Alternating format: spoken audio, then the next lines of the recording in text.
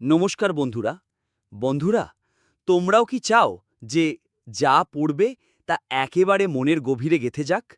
পরীক্ষার খাতায় যেন ভুল না হয়, কিংবা কেউ জিজ্ঞেস করলে যেন আটকে না যাও? তাহলে তোমাদের জন্য রইল একটি ছোট্ট পরামর্শ।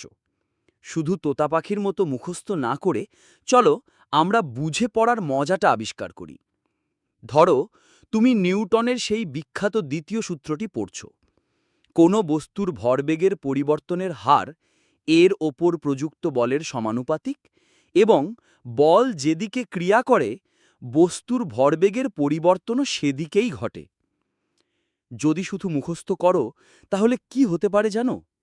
হয়তো অনেক কষ্টে পুরো লাইনটা মুখস্থ করে ফেললে, কিন্তু কয়েকদিন পরই দেখবে ভরবেগের পরিবর্তনের জায়গায় অন্য কিছু একটা বলে ফেলছো, অথবা সমানুপাতিক শব্দটাই মাথা থেকে হাওয়া। পরীক্ষার হলে বসে তখন মাথায় হাত দিয়ে ভাববে, ইস, কি যেন ছিল শব্দটা। আর যদি বুঝে পড়ো তাহলে কি অসাধারণ একটা ব্যাপার ঘটবে ভাবো তো। তুমি তখন সূত্রটাকে একটা রহস্যের মতো করে দেখবে এবং এর প্রত্যেক অংশ ভেঙে ভেঙে বোঝার চেষ্টা করবে। তোমার মনে তখন হাজারো প্রশ্ন উকি দেবে। এই ভরবেগ জিনিসটা আসলে কি? ভরবেগের পরিবর্তন বলতে ঠিক কি বোঝানো হচ্ছে? প্রযুক্ত বল কিভাবে কাজ করে? সমানুপাতিক কথাটার মধ্যেই বা কি জাদু লুকিয়ে আছে?